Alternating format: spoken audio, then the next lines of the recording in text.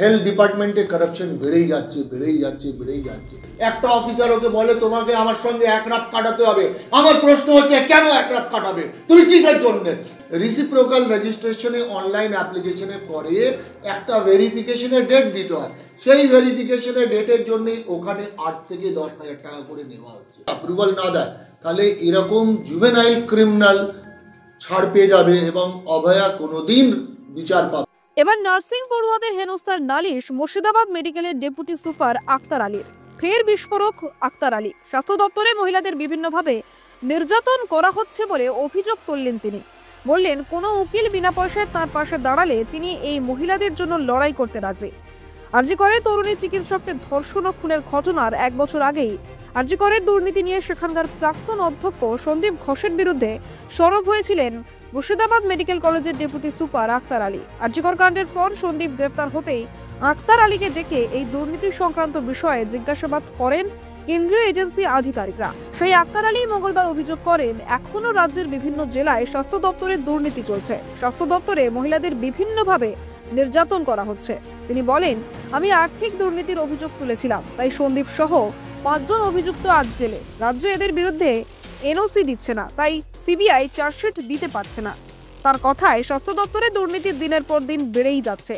আমি এই দুর্নীতির বিরুদ্ধে লড়াই করতে চাই, তাতে যদি আমার চাকরি ছাড়তে হয় আমি তাতেও রাজি। কোনো উকিল বিনা পয়সায় আমার পাশে দাঁড়ালে আমি লড়াই করতে রাজি আছি। আমি কোনো রাজনৈতিক দলে যেতে রাজি নই।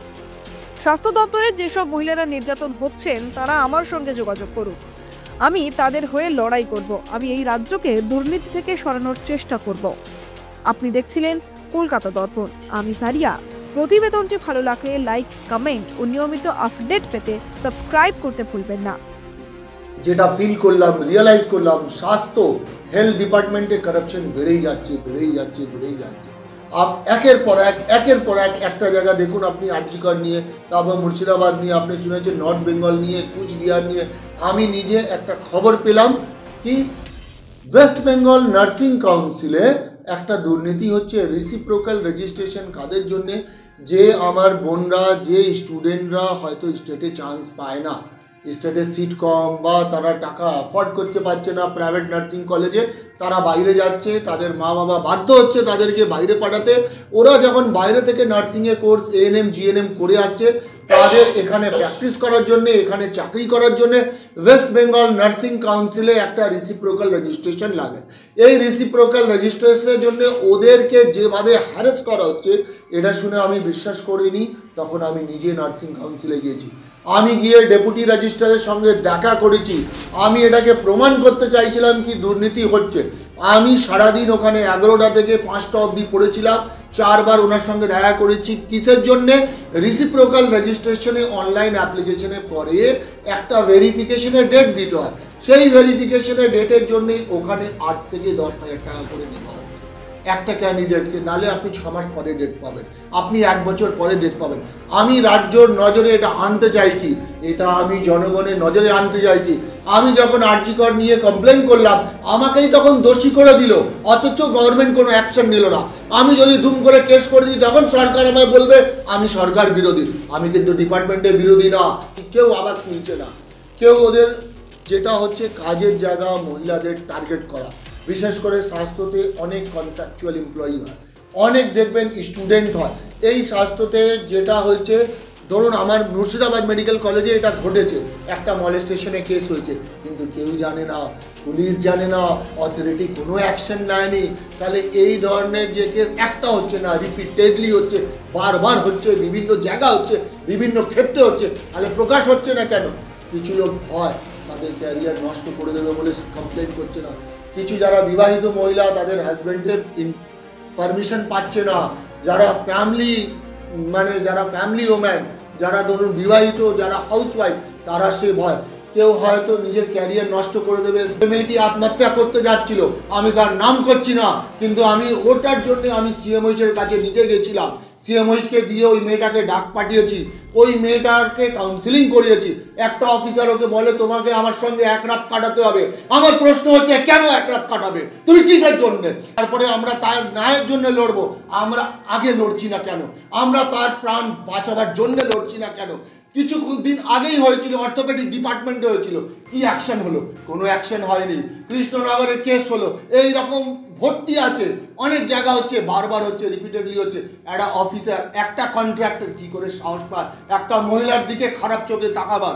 আমি সেই চোখগুলোকে নষ্ট করিয়ে দেবো। দেখা যাচ্ছে কি যখন সিবিআই চার্জশিট দেয় তখন চার্জশিট গঠন হয়নি, বিকজ ডক্টর আশিস পান্ডে আর ডক্টর সন্দীপ ঘোষ এরা হচ্ছে গভর্নমেন্ট অফিসার, এদের ফেভারে বা এদের অ্যাগেনস্টে যেটা এনওসি দেওয়ার কথা ছিল, অ্যাপ্রুভাল দেওয়ার কথা ছিল, সেটা অ্যাপ্রুভাল দেওয়া হয়নি।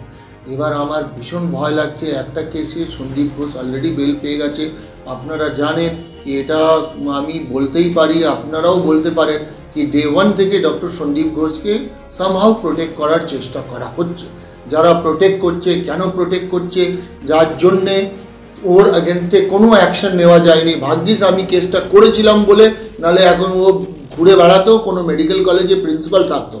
এখন আমার মেসেজ আছে, যদি স্টেট এনওসি না দেয়, অ্যাপ্রুভাল না দেয়, তাহলে এরকম জুভেনাইল ক্রিমিনাল ছাড় পেয়ে যাবে এবং অভয়া কোনোদিন বিচার পাবে না। আমার চাকরিটাকে দাওয়াতে লাগিয়ে আমি কেস করলাম, আমার কেসে ওরা অ্যারেস্ট হলো। এখন যদি ওরা এই এনওসি না দেওয়ার জন্যে যদি বেল পেয়ে যায়, তারপরে দেখা গেল কি কারাপশন আরও প্রমোট হবে, আরও কারাপশন বাড়বে, দুর্নীতি বাড়বে। এই লড়াইটা লড়তে পারি, কিন্তু সেটা কোনো রকম আমি কোঅপারেশন পাচ্ছি না। এবার এখনও আমি বলতে পারি কি সন্দীপ ঘোষের ক্রিমিনালকে ডিপার্টমেন্ট সাপোর্ট করেই যাচ্ছে। ও যদি বেল পেয়ে যায়, এটার জন্য পুরো রেসপন্সিবল হবে হেলথ ডিপার্টমেন্ট। এবার আপনারা ন্যায় করুন, জনতারা ন্যায় করুন। ওর কি বেল পাওয়ার কথা? এবার ডিলে হচ্ছে। সিবিআই এর আগে কথা উঠলো কি সিবিআই চার্জশিট দিচ্ছে না। এখন সিবিআই চার্জশিট গঠন করতে পারছে না, তার কারণ এনওসি দিচ্ছে না। আমি তো বিভিন্ন রকম থ্রেট পাচ্ছি। এর আগে শিবপুর হাওড়ায় ছিলাম আমি, তখন আমার মোবাইলে ফোন এসেছিল।